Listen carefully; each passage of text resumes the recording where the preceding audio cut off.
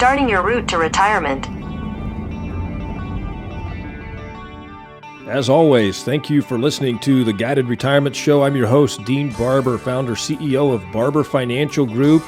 And we're going to continue on a conversation with Brie Williams here today. And we're going to be talking about how to build your retirement plan and how not to build it in what we will call fantasy land, right? We don't like to think about some of the things out there that may be uncomfortable, some of the things that might derail a ideal type retirement. And Brie's going to go through some of the psychology of building that plan, why it's important to make sure that you're thinking of not just all the good things that you want to have happen in your retirement as you're building that plan, but also thinking about some things that might not be so pleasant that could come along. I hope you enjoy today's episode. So when people build their retirement plan, I think they do it in this fairy tale world. Mm-hmm. They assume that we're both going to live long, happy, healthy lives. We're going to be able to do all the traveling and everything that we want to do. Nothing's ever going to get in our way. And I think it's human nature to want to imagine that our future is going to be the way that we want it to be. I would agree with that, because when you think about events that are not so happy, where things are not all sunshine and flowers, it's not motivating. So it causes us to procrastinate. So death, that's not a motivating thought in any way, shape, or form. And so the psychology comes into play here, and it's proven out through research, is we'll move into either a mode of procrastination or we just completely put it aside forever, because we would prefer to think about hope as the strategy as opposed to a what if, a contingency factor that could be a reality. So as people head into retirement, Brie, and they build out this retirement plan, Mm-hmm. I like to say, look, let's build that plan based on you both living a long time, based on you being able to do all the stuff you want to do. But then let's throw in every what if scenario that we can think of. Let's say that somebody has a stroke or a heart attack at 2 or 3 years into retirement. Once somebody passes away, what happens to the Social Security? What happens to the lifestyle? Are you going to be forced to downsize? How is it going to impact your life? What's the impact on the tax return? What happens if our government officials don't get their act together and people wind up with 70% of what they'd been receiving in Social Security? How's that going to impact you? What happens if we have a higher tax rate or higher inflation? I mean, there's all of these, what I'll call the what if scenarios, mm-hmm. that I think need to be stress tested into a person's retirement plan, not just once, but on a very regular and ongoing basis. And I think two of the stress tests that people don't like to think about and they don't like to talk about is that premature death. Mm-hmm. And it is also the possibility of a long-term healthcare stay or needing some in-home healthcare. Mm-hmm. And those things can be destroyers of a retirement. Absolutely. And let's just say right now, they're not happy things to think about. Well, but they happen.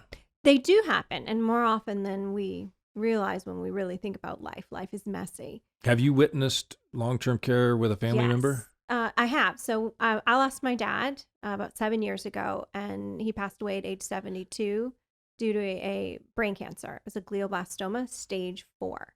And when that happened, and he was diagnosed, he was a healthy man, living life to the fullest and extremely active. Happened on a business trip where he drove off the side of the road because he had a seizure. Wow. And the cause of the seizure, after much discovery, ended up being the brain tumor, the cancer. And we were given a diagnosis of 18 months to 2 years tops. And at about the 18-month mark, we lost him. Wow. So that left, our family, which is small, it's just my sister and I and my mom, really kind of scrambling to put together some very necessary puzzle pieces quickly, because it had tax implications, it had insurance implications, it had income implications, but also care for him. So you have a very high emotional quotient of factors at that point, because your energy should be spent with dad. should be spent with what type of care does he need right now, and everything in that manner so he can live life with grace and dignity. Not working on the intellectual component of, okay, these are adjustments we need to be making in the financial plan now, because that's when it feels really overwhelming and complicated. Well, and that is the point at which many people can really be taken advantage of if they haven't thought through that, if they don't have if they haven't built that in. Okay, think of it like this: you board a big airliner, and with the airline crashes that have been out there in the news Mind you, I'm recently. on a plane later today. Yeah. But what is that pilot doing? Right? That pilot is going through a very thorough checklist, right? And no matter what happens, they have their checklist that they go to that says, if this happens, then these are the things that I'm supposed to do. I believe that when somebody's doing retirement planning, that they should already have those contingency plans built in, which requires us to think about the uncomfortable situations that we might find ourselves in, and face those situations and come up with solutions of an action plan before those situations arrive. Can you imagine if the pilot didn't have the checklist and they're like, oh my gosh, what are we going to do now? Yeah, shooting from the hip's not a great strategy. No, but that's what the vast majority of people do when it comes to their retirement plan. It's your plan of hope. But, let's talk about this. So do you have any statistics on the number of people that will spend some time in a long-term care facility, or, the cost, and what does that do? So if you haven't set aside finances to cover your assisted healthcare needs beyond just regular insurance, that can easily be $250,000 a year, depending on where you are in the country. That's just 1 year. So you could be looking at needing, $500,000 if you've got some longevity, but need the care that you can't get at home, or even just bringing assistance in home. That may also require you to think about some structural changes to your home, which was probably not something you were considering. Yeah. Because if climbing up and down stairs, as an example, is out of the question now, then you need to make sure you can live on your first floor. And if there isn't a bedroom and or a bathroom facility on level 1, you need to build it. So there can be unforeseen expenses, not just the traditional expenses when it comes to healthcare, that are outside of the realm of what you would normally think about doing. So those are all factors to consider. And if it's not just funding, it's structures too that matter, as well as communication with your family. So you need to share what your wishes are and what you have planned for. So those that need to step in to help you, your trusted contacts, family or otherwise, are prepared to take up their responsibility and follow through. If you don't tell me as your daughter what you anticipate or would like, what's your version of living with grace and dignity, and you need assisted care that I cannot provide, I'd like to know what that is and what we're talking about in terms of funding and structures, so I can help you achieve that if you're putting that responsibility on me to help. And if you've had a stroke or you're incapable of making those decisions, and you haven't laid that out in a trust document, then it's all left up to guesswork. Correct. And that's when people can get taken advantage of, or the outcome isn't what they intended. So family dynamics are complicated, and individuals, if there's multiple children, will all have different possibilities in mind for what they think the right thing to do is for mom or for dad. So without that communication and with the documentation in place, and that's something you need to revisit on a regular basis, some of the basics: do you have a healthcare proxy? Do you have a will? Are your beneficiaries updated? Durable financial powers of attorney, right? All these things that have to be in place. Yeah, so you should be looking at that annually when you go in for your financial review. I mean, consider that a financial health check. Right. It's critical because people change in your lives. You have different people coming in and out, and your trust also changes too. So you want to make sure that that is current, because a lot of people set it and forget it. So, they don't realize that, they did get divorced and they never changed documentation. Oh my So, gosh. spouse number one is still on documents, and it actually should be spouse number two. I've read stories about that. It seems like you wouldn't miss that, but people do. Yeah. So we started talking about how people, want to develop their plan in this fairy tale type of world. And, Sure. and then that really quickly turned into, oh my gosh, Dean and Brie, you're talking about these horrible things. But I want to go back to your dad. Sure. Okay. So your dad was 72 Mm-hmm. when he passed away. He had brain cancer. They found it obviously at about age 70, lasted 18 months. Okay. Mm-hmm. I would imagine that your dad probably had done some planning. Was he retired at that point? Nope. He was still working. Okay. Yes. Did he have The plans to man was not retire? gonna Or was retire. it, no, he was not. No, very much driven by his job. He loved it. Interesting. Okay. So I was going to say, well, was his plans interrupted? Were your mom's plans interrupted? Was this something that was just like, oh my gosh, now everything has changed? Well, I think more so than plans financially being interrupted, her vision of what the back third of her life was going to be about was interrupted.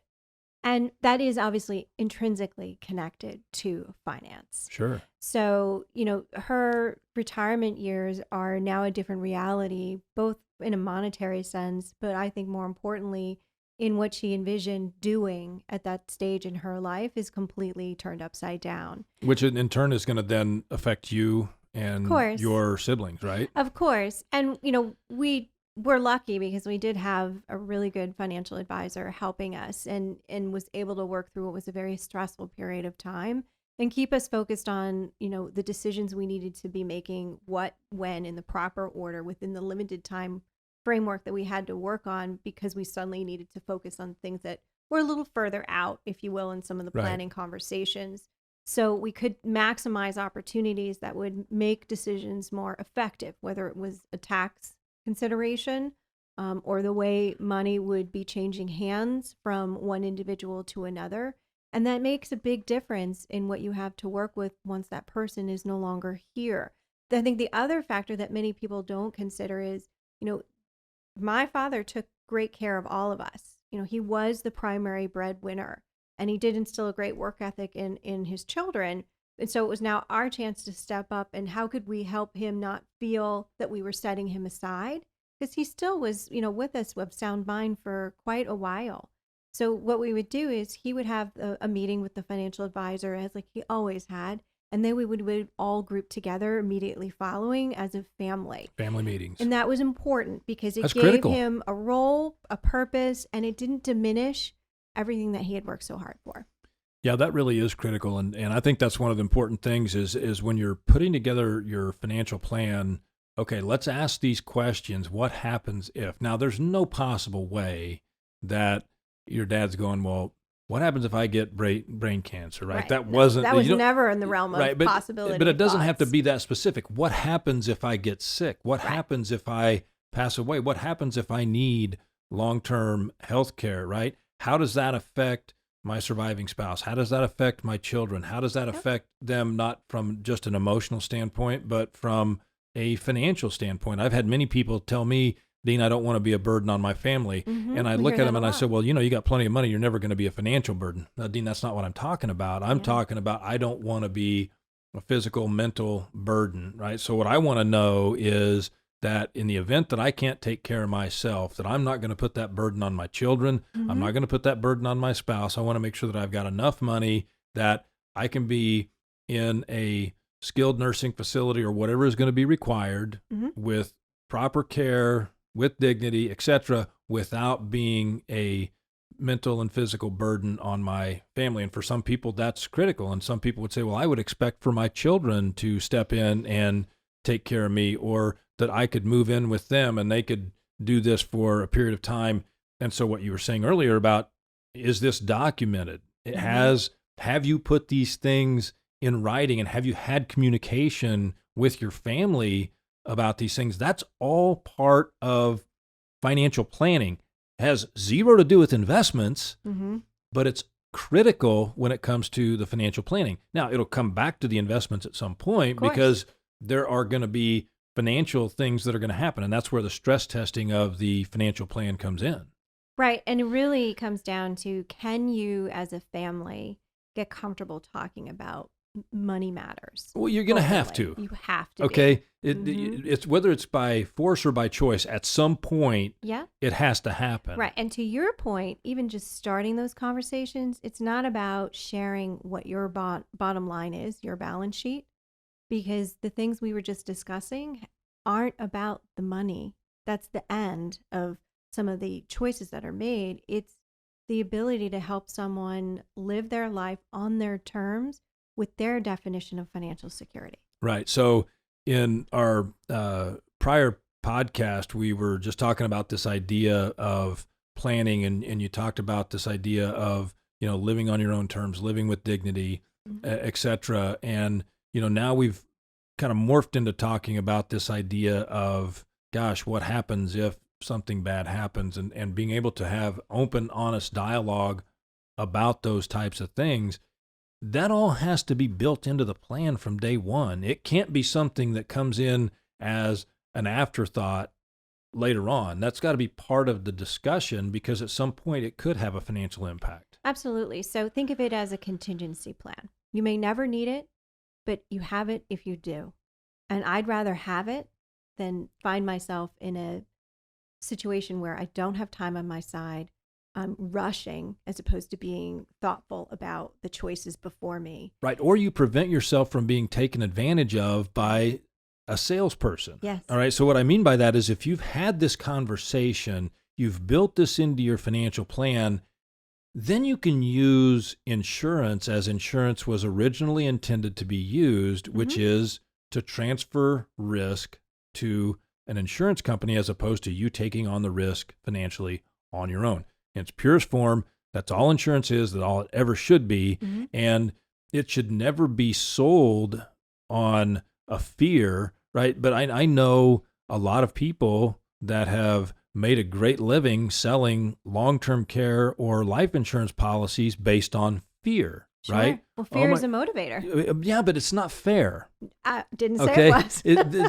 And I think that but how you protect yourself from being taken advantage of and being sold is by planning and having the knowledge and understanding what is the likely outcome in the event that these things happen. And then you can look at it and say, okay, from a financial perspective, if this happens, you know what?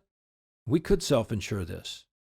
All right. So let's run our plan as if we're self-insured, and then let's put that in there and let's say, okay, if we chose to insure it, what's that insurance going to cost? And now let's run the plan saying that that's an extra budget item. Okay, well, which one of these two things give me and my family the best outcome? Right. And then you're not buying insurance. Nobody's selling you insurance. You're actually saying which one of these two options gives me the results that I want. Right. It's a strategic lever then. Yeah. And you're taking a risk managed approach, and you're also hopefully starting early enough that you can use longevity as an asset in your financial plan, because it is an asset. Use the time you have to your advantage, because when we procrastinate and put things off, that time gets away from us, and it can take away choices which could minimize the outcomes we actually are hoping to achieve. Well, I'm such a big proponent of financial planning that I honestly believe that no one should ever purchase a life insurance policy without going through a financial planning process first. No one should ever purchase a long-term care insurance policy unless they go through a financial planning process first and have really sat with that financial planner, let that financial planner be the architect of the rest of their life and draw that out and blueprint it. And then let's put these what if scenarios in there and see what the outcome is. Because if you do that, then you can actually discover what's the real need. And then you're just fixing a problem as opposed to being sold a product. And I think that most people would then say, I get it. Okay, that's why I have this. But I run into people all the time that have been sold a product years and years and years ago. They still have it.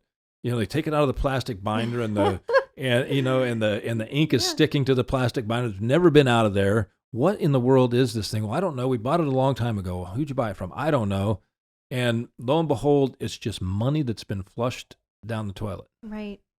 Yeah, I mean, anything you buy, a product or an investment vehicle, has to be connected to the strategy, because you may not need it. And if you do, it should be purposeful in why it was implemented.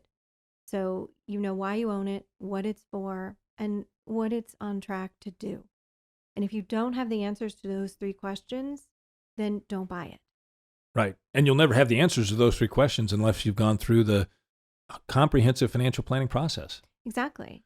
Do things in the right order if you can, because it'll help you in the end do more with your capital.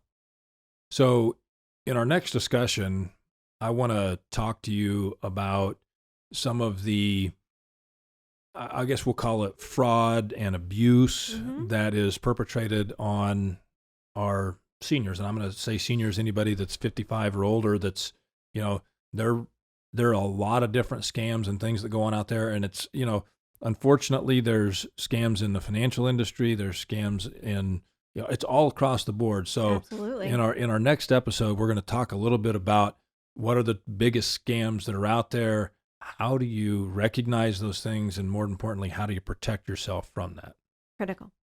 Thanks so much for joining us on this episode of the Guided Retirement Show. You can find links to this episode's show notes and giveaways all in the show description, or you can always visit us at guidedratirementshow.com/4. guidedratirementshow.com/4. And don't forget, subscribe to the Guided Retirement Show so that you are notified when we release our next episode. Investment advisory services offered through Barber Financial Group and SEC registered investment advisor.